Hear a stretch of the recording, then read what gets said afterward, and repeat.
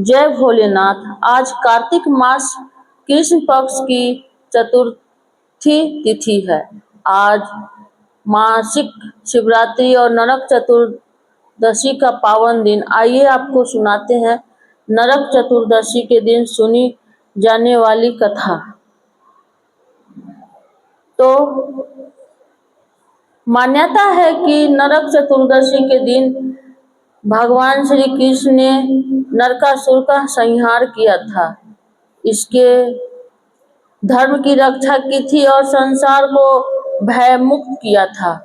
ऐसी भी मान्यता है कि इस दिन तेल का अभंग स्नान, दीपक दान और भगवान की पूजा करने से मनुष्य के सारे पाप नष्ट हो जाते हैं और नरक के दुखों से भी मुक्ति प्राप्त होती है। तो आइए इसी दिव्य भावना के साथ अब सुनाते हैं नरक चतुर्दशी की कथा। नरक चतुर्दशी पावन कथा जो हमें सिखाती है सच्चा प्रकाश केवल दीपों का ही नहीं बल्कि हमारे कर्मों का भी होता है। नरक चतुर्दशी नामक एक महान पराक्रमी राक्षस था जो भूमि से उत्पन्न हुआ था। उसने देवराज इंद्र और संपूर्ण देवताओं को युद्ध में जीतकर देव माता अदिति के 2 तेजस्वी कुंडल छीन लिए थे। साथ ही देवताओं की तरह तरह के रत्न, इंद्र का ऐरावत हाथी, उच्च सर्वा घोड़ा, कुबेर के मणिमाणिक और पद्मनिधि नामक शंख भी ले लिए थे और आकाश में विचरण करने वाला था और आकाश में ही नगर बनाकर उसके भीतर निवास करता था। एक दिन संपूर्ण देवता उसके भय से पीड़ित हो शिशुपति इंद्र को आगे करके अनायासी महान कर्म करने वाले भगवान श्री कृष्ण की शरण में आए। श्री कृष्ण ने नरकासुर की सारी चेष्टा सुनकर देवताओं को भय दान देकर विनीता नंद गरुड़ का स्मरण किया। सर्वदेव वंदी महाबली गरुड़ उसी समय भगवान के सामने हाथ जोड़े उपस्थित हो गए। भगवान सत्यभामा के साथ गरुड़ पर सवार हुए और मुनियों के द्वारा अपनी स्तुति सुनते हुए उस राक्षस के नगर में गए। जैसे आकाश में सूर्य का मंडल दैदीप्यमान होता है उसी प्रकार उसका नगर भी उदासित हो रहा था। उसमें दिव्य आभूषण धारण किए बहुत से राक्षस निवास करते थे। वह नगर देवताओं के लिए भी था। भगवान ने उसके कई आवरण देख चक्र में उन्हें काट डाला। ठीक उसी समय जैसे सूर्य अंधकार को नष्ट कर देता है, आवरण कट जाने पर समस्त राक्षस शूल उठाए सैकड़ों और हजारों के झुंड बनाकर युद्ध करने के लिए चल पड़े। विजय की इच्छा रखने वाले निशाचर, तोमर, भिदिपाल और पाटिस आदि अस्त्र शस्त्र से भगवान श्री कृष्ण पर प्रहार करने लगे। जब भगवान श्री कृष्ण ने भी सारंग धनुष लेकर उनके दिव्य शस्त्रों को काट डाला और अग्नि के समान तेजस्वी बाणों से उन सब का संहार आरंभ किया। इसी प्रकार समस्त राक्षस मारे जाकर पृथ्वी पर गिर पड़े। संपूर्ण दानवों का वध करके कमल नयन भगवान पुरुषोत्तम ने पांचजन्य नामक शंख बजाया।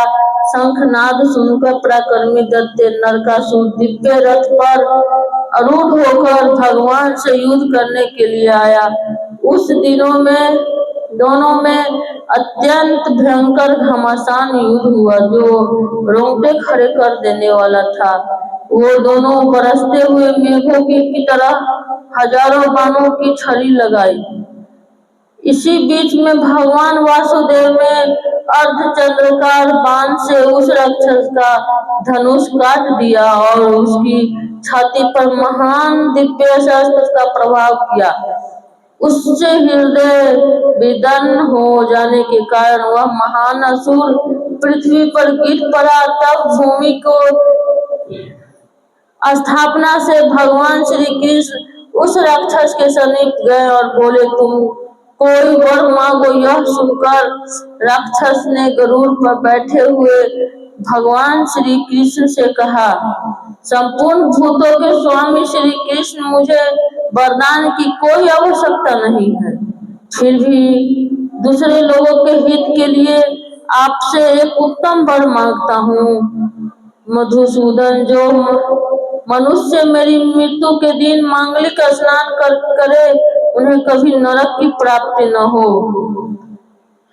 एवं अस्तु कहकर भगवान ने उसे वह वर दे दिया। नरकासुर ने ब्राह्मण और शिव आदि देवताओं द्वारा पूजित ब्रज और वैदुत मणि से बने हुए पुराणों से सुशोभित और शरत काल से खिले हुए कमल के समान कोमल भगवत चरणों का दर्शन करते हुए अपने प्राणों का परित्याग किया और श्री हरि का सारूपी प्राप्त कर लिया। उसके बाद देवता और महर्षि आनंद मग्न होकर भगवान के ऊपर फूलों की वर्षा और स्तुति करने लगे।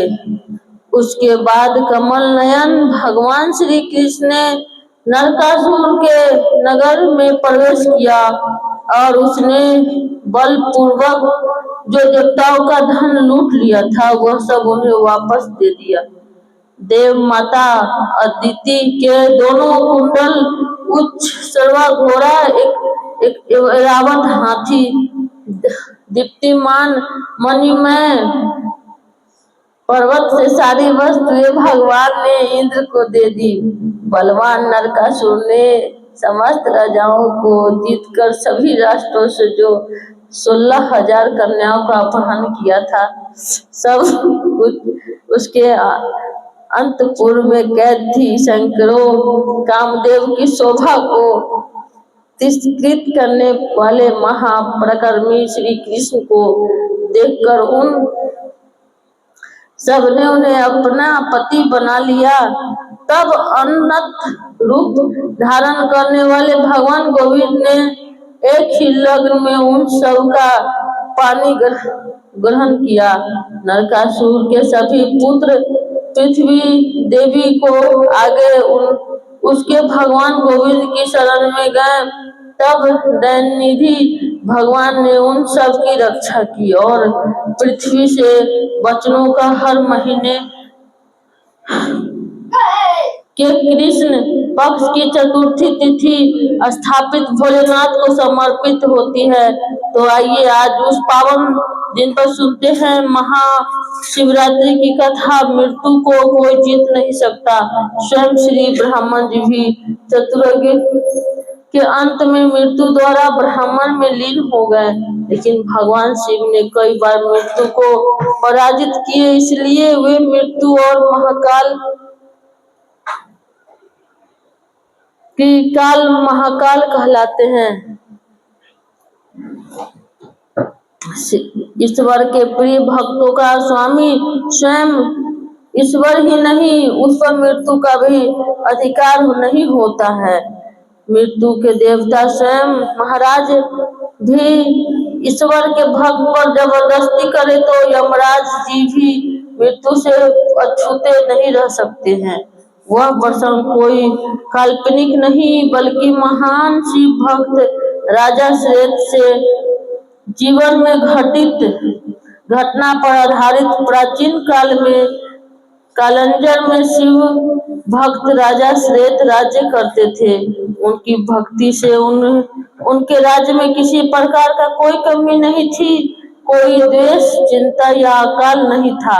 बूढ़े होने पर राजा श्रेष्ठ अपने पुत्र को राज्य सौंपकर गोदावरी नदी के तट पर एक गुफा में शिवलिंग स्थापित कर भगवान शिव की आराधना में लीन हो गए। तब वे राजा श्वेत ने महामुनि श्वेत बन गए थे। उनकी गुफा के चारों ओर पवित्र, दिव्य और सात्विकता का राज्य था। निर्जल गुफा में मुनि ने शिव भक्ति का प्रकाश फैलाया था।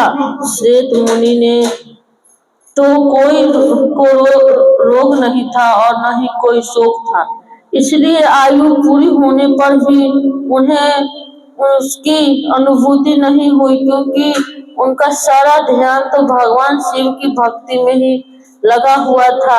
वे अभय होकर रुद्राध्याय का पाठ कर रहे थे और उनका रोम रोम शिव की स्तुति में प्रतिध्वनित हो रहा था। यमदूतों ने मुनि के प्राण लेने के लिए जब गुफा में प्रवेश किए तो गुफा के द्वार पर ही उनके अंग शिथिल हो गए, सब जड़वत हो गए। वे गुफा के ही द्वार पर खड़े खड़े श्वेत मुनि की प्रतीक्षा करने लगे। इधर जब मृत्यु का समय निकलने लगा तो भगवान चित्रगुप्त ने यमराज जी से पूछा कि महाराज की आत्मा को लेकर यमदूत अभी तक क्यों नहीं गए? यह जानकर क्रोधित होकर स्वयं यमराज जी शेष के प्राण लेने के लिए पृथ्वी पर आ गए। गुफा के द्वार पर कांपते हुए यमदूतों ने यमराज से कहा, प्रभु, राजा श्वेत तो अब राजा न रहकर महामुनि हो गए हैं। वे शिवजी के परम भक्त और उनके द्वारा सुरक्षित हो गए हैं। अब तो हम उनकी ओर आंख तक उठाकर नहीं देख सकते हैं। यमदूतों की बात सुनकर यमराज पास लेकर श्वेत मुनि की कुटिया से प्रवेश किए। श्वेत मुनि उस समय भगवान शिव की पूजा में लीन था। अपने सामने विकराल शरीर वाले मृत्यु के देवता यमराज को देखकर वे चौंक पड़े और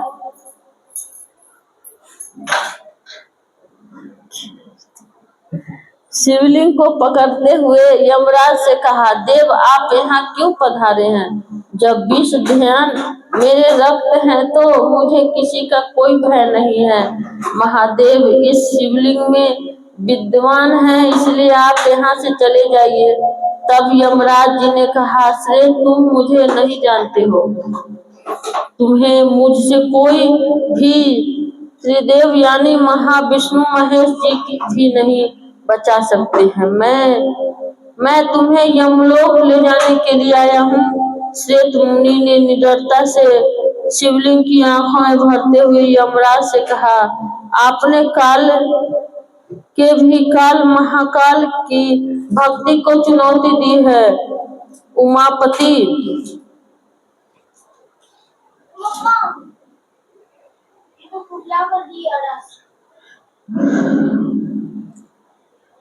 उमापति महादेव कण कण में विराजमान हैं और उनको पुकारने पर वे अपने भक्त की रक्षा करने के लिए आवश्यक आते हैं।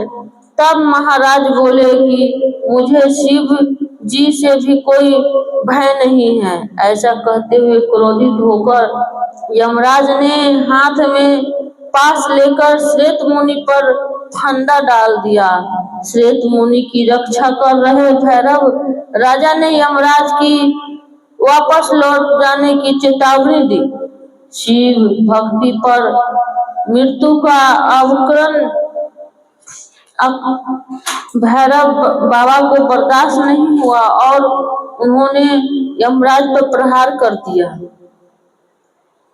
जिससे मृत्यु के देवता नहीं शांत हो गए। शिव भक्ति की रक्षा के लिए फिर भगवान शिव के पुत्र कार्तिकेय जी भी वहां पहुंच गए और यमराज पर शक्ति अस्त्र से प्रभाव कर दिया, जिससे मृत्यु को देखकर यमराज भी मृत्यु यमराज की भी मृत्यु हो गई।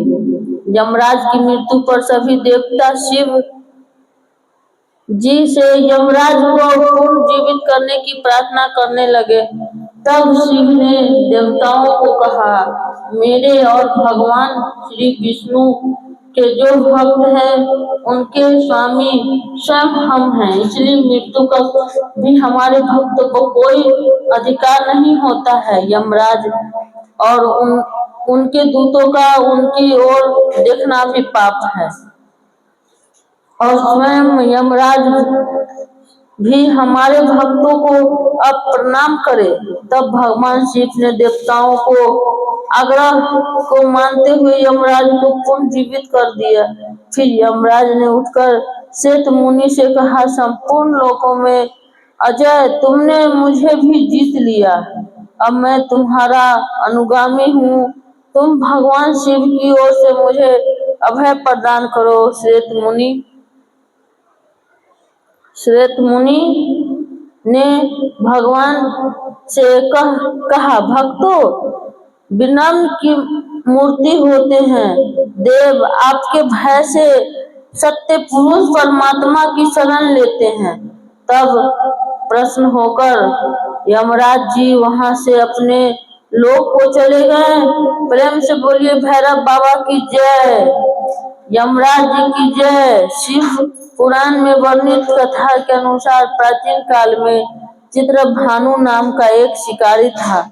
जानवरों की हत्या करके वह अपने परिवार का पेट पालन करता था। वह एक साहूकार का कर्जदार था, लेकिन उसका ऋण समय पर नहीं चुका पाया, तो क्रोधित होकर साहूकार ने शिकारी को शिव मठ में बंदी बना लिया। संयोग से उस दिन शिवरात्रि थी, साहूकार के उस पर पूजा हो रही थी। तब शिवरात्रि की मग्न होकर भगवान शिव मंदिर धार्मिक बातें सुनता रहा। चतुर्थी को उसने शिवरात्रि व्रत किया था। शाम होते ही साहूकार ने उसे अपने पास बुला लिया और ऋण चुकाने के बारे में बात की आवश्यकता की। तब शिकारी ने अगले दिन साहूकार का सारा कर्ज चुका देने की बात की। तब साहूकार ने उस बंधन से मुक्त कर दिया। अपनी दिनचर्या की तरह वह शिकार जंगल में शिकार करने के लिए निकला, लेकिन दिन भर बंदी गृह में अपने रखने के कारण वह भूख प्यास से व्याकुल था। शिकार ढूंढ रहा था। वह बहुत दूर निकल गया। जब अंधेरा हो गया तो उसने सोचा कि अब तो रात जंगल में ही बितानी पड़ेगी। तब वह उस जंगल में एक तालाब के किनारे बेल के पेड़ पर चढ़कर रात बिताने का इंतजार करने लगा। बेल के पेड़ के नीचे एक शिवलिंग था जो बेलपत्र में से चढ़ा हुआ था। शिकारी को इस बात का पता नहीं चला, पर आप बनाते समय उसने जो टहनियां तोड़ी वे संजोग से उस शिवलिंग पर गिरती चली गई। इस प्रकार दिन भर भूखे प्यासे शिकारी का व्रत भी पूरा हो गया और शिवलिंग पर बेलपत्र